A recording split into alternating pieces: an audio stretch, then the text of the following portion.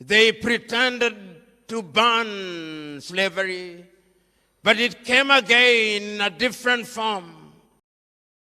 Welcome to the African Leadership Series, where we bring you great inspirational speeches of African leaders. As we are gathered here today, we must ask ourselves, and what is the state of our continent? What is the state of Pan-Africanism? I remember so very vividly in this land, in this South Africa, in this land where one of the greatest crimes ever committed by man was unleashed, the crime of apartheid. In this land, there came men who, in their misguided view, took the view that the black man was the child of a lesser God. They introduced one of the most egregious crimes ever known to man. They committed crimes of man's inhumanity to man. For many years, this land suffered under the yoke of apartheid. But you are not alone. Before that, the African was subjected to slavery. Our kith and kin were taken away into different parts of the world. They were taken away to Europe. They built Europe. They were taken away to the United States of America. They built the United States of America. They were taken away to the Caribbean. They built the Caribbean. Then after slavery had lost its luster and attraction, they pretended to ban slavery, but it came again in a different form. And in Berlin in 1884 and 1885, those same diabolical peoples divided our continent into little pieces. They came here. The Dutch were here. They went to what is now Namibia. The Germans were here. They went to Angola and Mozambique and Guinea-Bissau and Cabo Verde. The Portuguese were here. They came to Nyasaland. They came to what was then Rhodesia and Zambia. And they went to Kenya and Uganda and Ghana and Nigeria and Sierra Leone and Gambia. The British were here. Then the French also came. They were here. They went to Dahomey, now Benin, to Togo, to Cameroon, to Cote d'Ivoire, to Senegal, to Mauritania, to Algeria. The French were here. The Italians were here. They came to Somalia. They went to Libya. They were here. The Belgians were here. They went to Congo. The Spanish were here.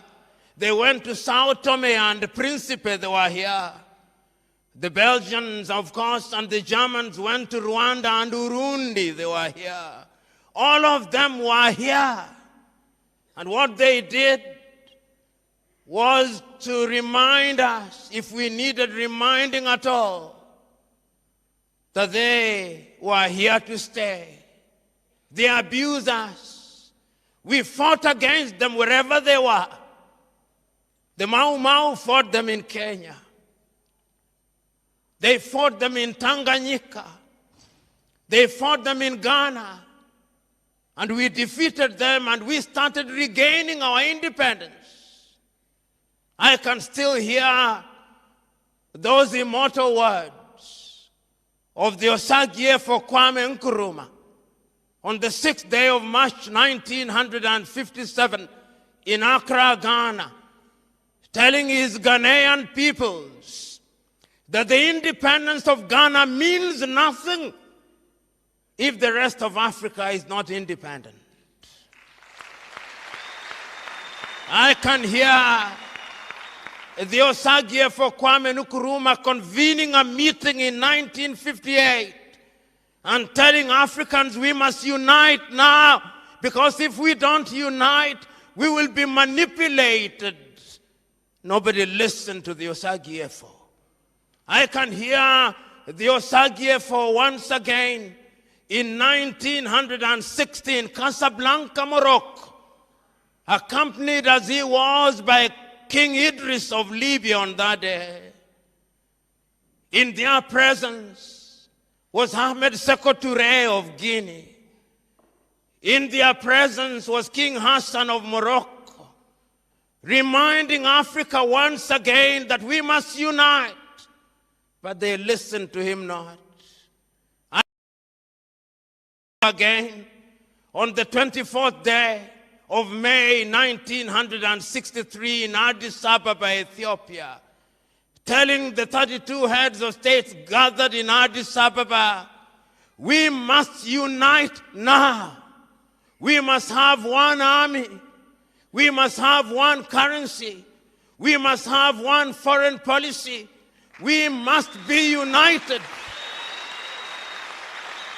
And I can hear the Osagyefo saying, I do not want to be the leader of that country. I simply want unity. And I'm saying that we must live here with one united government. They listen not to the Osagyefo. Hands were alive then.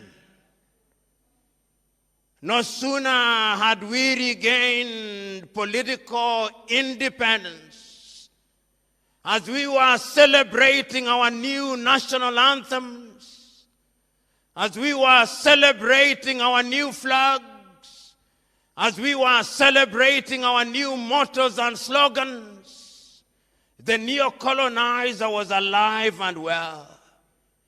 In 1961, they had taken out Patrice Emery Lumumba. And I can remember that famous letter of Patrice Emery Lumumba written in 1961. One day, even if you kill my body, Africa shall write our history. Today we are here to write that history. I can hear, even as they took out Patrice Emery Lumumba, and in 1963 they took out Sylvanus Olympio in Togo.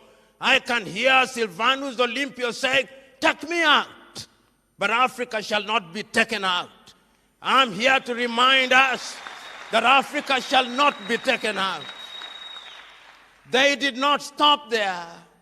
In 1966, they took out the Osagyefo Kwame Nkrumah and took him out of power and thought that they had finished the Osagyefo. And I can hear and read the Osagyefo writing from Guinea in Conakry say, Africa shall never be enslaved again. We are here to remind them that we shall never be enslaved again. And they did not stop there. They went to Nigeria. And Nigeria, they took out the government of Nnamdi Azikiwe and Abubakar Tafawa Balewa. They had finished Nigeria. They did not, because Africa can never be finished. They did not stop there. They went to Mali and they thought that they had taken out Modibo Keita, and they thought that Mali would not be taken out. They did not take Mali out. They did not stop there. They went to Algeria and took out Ahmed Ben Bella, and they thought that Algeria would be taken out. They did not take Algeria out. But the neo-colonial project is alive and well, because even as that was happening, South Africa was still under the yoke of the apartheid regime. And I can hear the words of the great South Africans at that time as a young student. I can still remember the words of O.R. Tambo. I can still remember from Angola the words of Agostinho Neto. I can still remember the words of Eduardo Mondlane and Samora Moises Machel. I can still remember the words of Sam Nujoma and Andy Mbahaman Toivo ya Toivo. from Namibia, I can still remember.